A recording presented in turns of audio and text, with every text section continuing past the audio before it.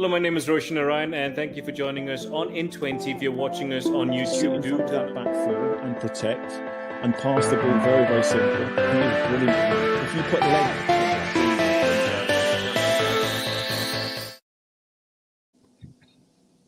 Last week, Danny, you were out and about. You were taking your son for his training camp, football, and today you are in your bath. You look like you had a good. What happened? You look like you had a good run, though. I had a good run. Back was just getting really stiff. Hamstrings a bit tight, so I thought I need to get in a bath as soon as possible. Sitting with you for half an hour, cold, sweaty, stiffening up is not a good idea. So yes, I am joining you live from my bath. This is fantastic. This is groundbreaking. I kept the top on to keep it decent. Thank you for doing that. That actually saves my eyes more than anybody else. But we were the first to go live in a stadium after the whole world was locked down. Yeah. And we were first to go live from your bath. There you go. It's never been done before. And never will be done ever again. I mean, you know what? You never know. You never know. It's just a good job we're not in the same room. I'm going to pretend I didn't hear that. But let's pretend that we live in a world where Trent Alexander-Arnold is still the best right back in England. He scored a wonderful goal, the winner, that changed the game for Liverpool, stopped that run. And does that happen to be a good spin-off from Gareth Southgate dropping him for England? Well, the game directly after that, he didn't play particularly well, did he? He was poor. So you have to say, I mean, Trent's a young player. He's very, very talented, and he's going to have ups and downs in his career. I didn't think he actually played that well across the 90 minutes. His goal was sensational. It's a fantastic strike. But if you look at it as the game as a whole, is Gareth now going to go, oh, he scored one goal, that means he's back in the best form and I pick him for the Euro squad? Probably not, is the answer to that. It'll certainly give Trent Alexander-Arnold a huge amount of confidence within that. And it might just be the platform that he needs to get better performances going forward. But was it a 9 out of 10 performance? No. Was it a 9 out of 10 goal? Absolutely. But it is a step in the right direction for a player who's been under so much pressure to step up and then score that kind of a goal. That speaks volumes for him. As a young player, sometimes you just need to sort of throw caution to the wind. And he's gone, right, okay, I'm going to take this strike on. I'm going to have a go for it. And it worked, and it was absolutely brilliant. And that might just give him the belief in himself that it's still there. And almost you can, when things start to go wrong, you can start to overthink it. And you start to think, right, I need to do this, I need to do that. And you become over precise. And all the mechanics in that actually make it worse. Sometimes you just need to go, oh, you know what, I'm just going to go and play. And let it happen and do what he's good at. And hopefully this will give him the confidence to do that. But that win, an important win for Liverpool, like I mentioned, stopped the rut. Was it just a one-off? But you saw enough and more cracks there to just give you a bit of the heebie-jeebies when it comes to Liverpool and their inconsistency right now? Well, it was still a very, very late winner, wasn't it? You have to say, I mean, Villa were poor in the first half, but somehow went 1-0 up. And actually, I thought Villa played very well in the second half, and somehow managed to lose that half 2-0. That's football sometimes, but Liverpool have now got a huge game midweek, obviously in the Champions League. That's where they'll be judged from now on in. They've still got an outside chance of making the top four. May well depend on other results today. Obviously, Tottenham, Manchester United, Leicester, West Ham. They've got a chance of making the top four via the league. Can they turn it around in the Champions League? That's going to be an incredibly difficult thing to do. Well, I mean, okay, I know what happened with Liverpool, but why would you say that? I mean, it's a team that has finally gotten a win. Wouldn't that boost their confidence? Yeah, it is, but it's not like when they turned the Barcelona game around and they were sensational game after game after game. Fair enough.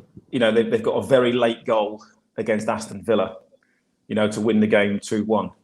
They've got to take the game to Real Madrid from the off, probably not concede a goal, and score quite a few.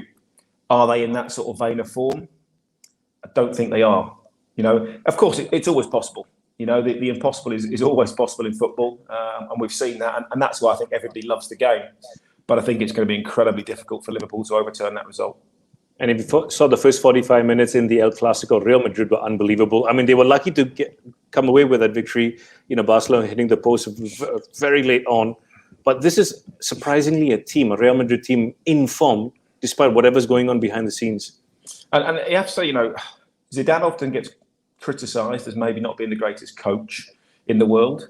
But what he is exceptional at is managing people and managing all those egos and that group of players that are unbelievable. At each other's throats. Oh, yeah, and they're unbelievably hard to manage. You've still got, Luka Modric at his age, playing fantastic football. Toni Kroos in there, Benzema. You've got, obviously, the two centre-backs probably not going to come back for the Liverpool game. But all those egos, to deal with and to manage those players, that's a monumental task in itself. Then to get them to play well. So you'd have to give Zidane a little bit of credit. And if you're watching us from Spain, yes, Danny is in his bath. I mean, he's over there, but he's just gone for a run. His back is gone, and he's just jumped into the bathtub so that he could be on the show.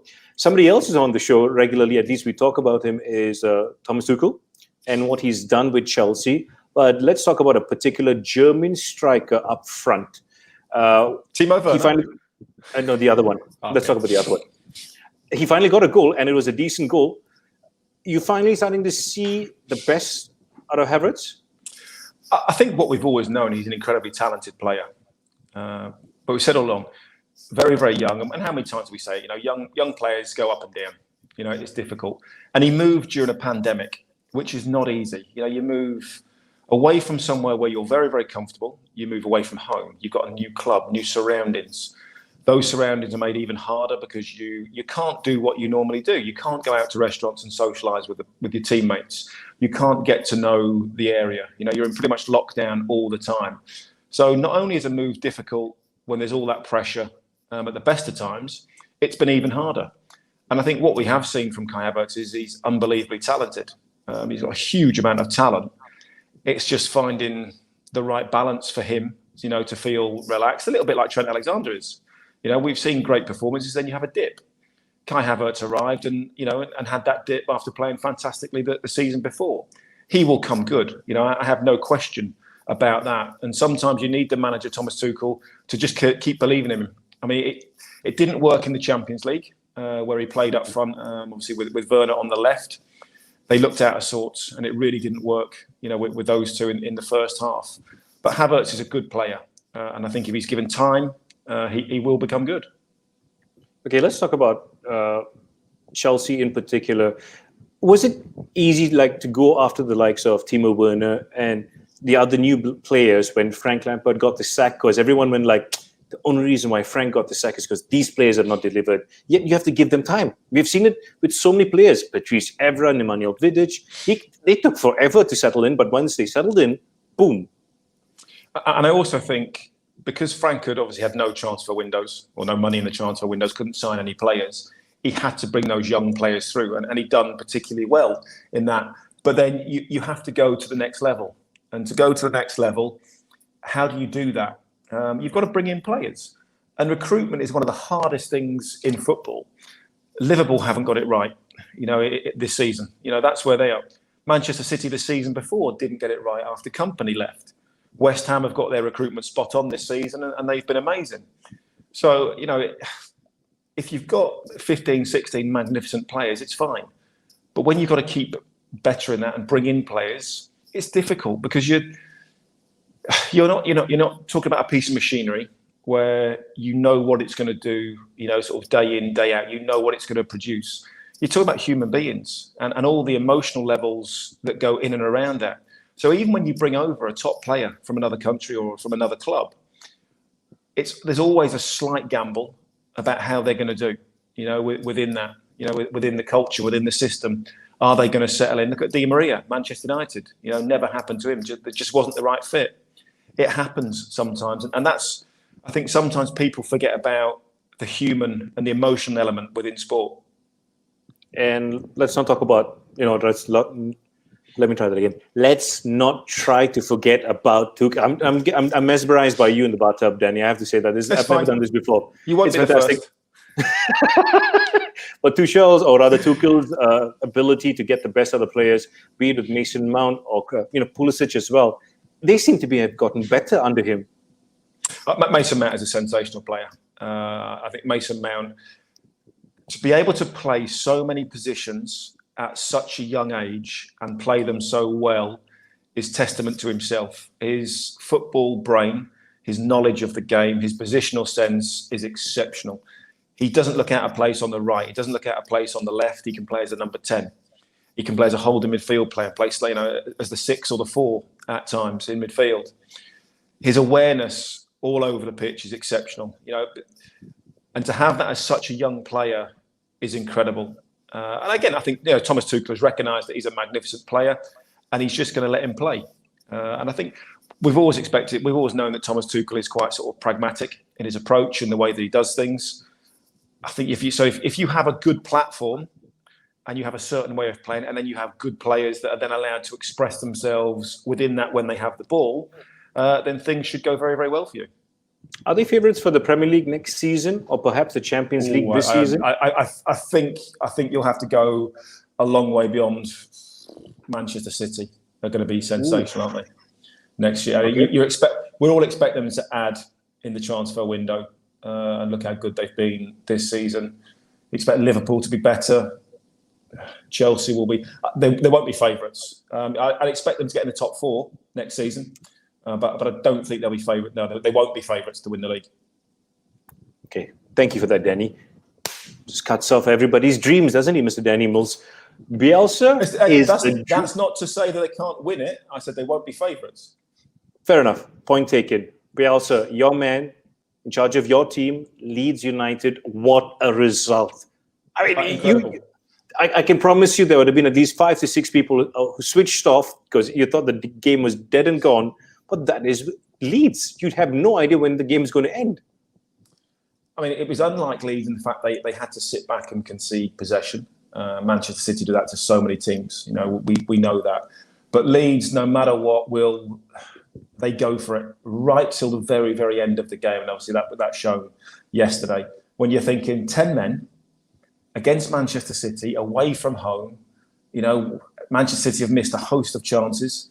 Dig in and just get a point. No, this is Leeds. This is Bielsa. Let's play on the counter-attack still with 10 men and let's see if we can go forward and get a goal. And this is what Leeds do. Leeds very rarely draw games. We know that. It's all about, they win or lose. And they're prepared to take that gamble. They're prepared to go for the win and get the 3 points with the proviso that if it doesn't work sometimes, they're going to lose. It is a unique way of playing from Marcelo Bielsa. I heard people say in the week that Leeds are burnt out. They need a rest. Their players are looking tired. Didn't look that tired with 10 men for 45 minutes, did they? Chasing Manchester City all over the place, and then that run from Dallas at the end. He has to run 60, 70 yards and then keep his composure to slot the ball home. Absolutely magnificent. Through the keeper's legs.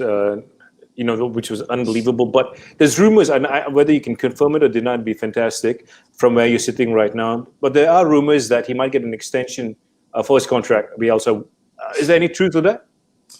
Well, he's not signed his new contract yet. His contract's up at the end of the season. This is how Marcelo Bielsa works. He doesn't believe in long-term contracts. To reassure Leeds fans, I believe I've heard several rumors. Good rumours from behind the scenes that he's put things in place, in and around the training ground, to enhance the football club, and in and around obviously the stadium as well. So there's he's been involved with a lot of the background work to do with the football club for next season.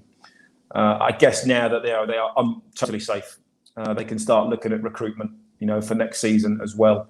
And no doubt that will come into Bielsa's thinking. But you just never know with Marcelo Bielsa. Leeds fans will want him to stay forever. He's an enigma, isn't he? He's unique. He's something that we've never seen in the Premier League before. The way that his teams play, the way that he conducts himself at times is completely different. But I think he seems to be enjoying it. And while he's enjoying himself, I don't think he's going to leave. If you're just joining us, it's 0-0 between West Ham and Leicester City. We're live. We're normally not live this late in the evening over here in Malaysia. But since we're there, we just give you a score. Earlier, Newcastle beat Burnley 2-1. We'll talk about the bottom half of the table a bit later on. But let's go back to Bielsa. If I gave him Manchester City, the squad, what could he do with that? It's difficult, isn't it? Because they'd have to buy into the way that he plays. You know, it probably wouldn't be that difficult because, yes, they're incredibly talented. Can they play out from the back? Yes. Can they play, the way they do? Are they prepared to put the work rate in and go man for man all over the pitch? That's the difficulty, isn't it?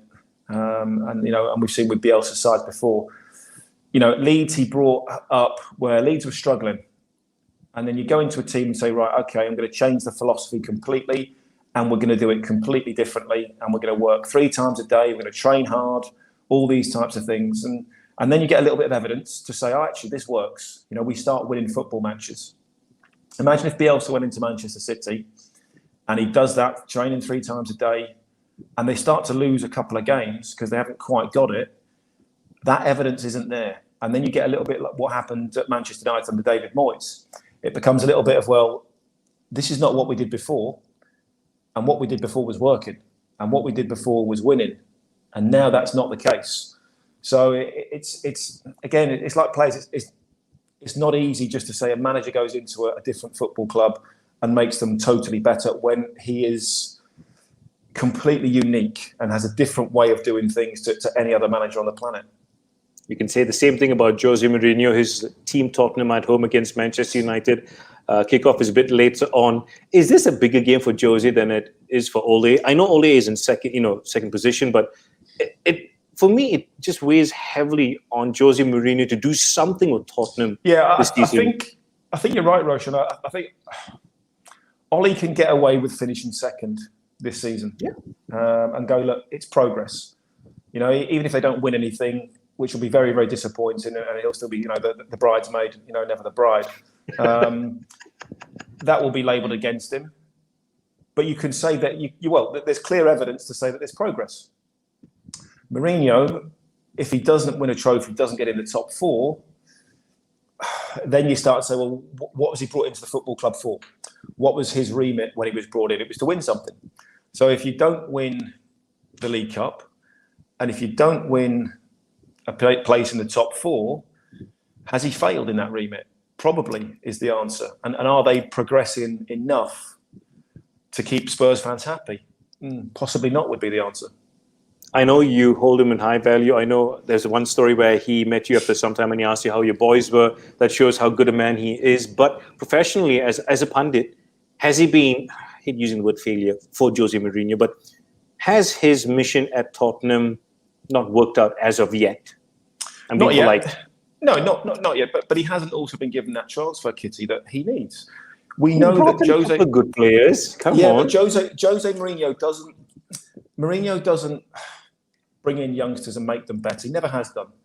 He buys ready-made players and he builds a team off the back of that, and he builds success, with ready-made players. He's done that everywhere he's gone. So why are we suddenly expecting him to become a different coach? And like he said in the week, same coach, different types of players. When you look at the players that he brought into Chelsea, the first and second time around, players he brought into Inter Milan, all experienced, not many youngsters, in those teams, wasn't improving them over the course of time. Went, right, give me money, I will bring in good players, I will build the machine, and it will work. It will be successful. Maybe football's moved on a little bit from then, and people have different ways of doing things. But that's Mourinho. And if you want him to be successful, you have to give him the tools to do the job. You can't suddenly say to Lewis Hamilton, here's a Ford Focus, go and win the Formula One. You might be the best driver on the planet, but it's not going to happen. You've got to give them a fighting chance. And I don't think Mourinho has really been given that transfer budget to bring in the players that he wants. And that's why the quote from him the other week was, when I was successful, not a problem. But now I'm the same coach, but I haven't got the same quality of players. Or as a coach, you can try and evolve and try something new. I can't believe I've said that against Jose Mourinho. I'm such a fan. But a quick one on United. When there was talk after City lost that game against Leeds that if United win the rest of the fixtures, something could happen with City. No chance. Okay, so it's a definite no, yeah? It's a definite no. Manchester City will win the title. All right, Danny. Thank you very much. Coming to you live from your bathtub after you've broken your back. It is nothing but admirable in how you have carried yourself onto screen today. Mr. Mills, it's been an absolute pleasure. And I can promise you all the highlights from today's show with Danny in the bath will be on our Twitter, Facebook, and Instagram page. Till the next time, get a towel.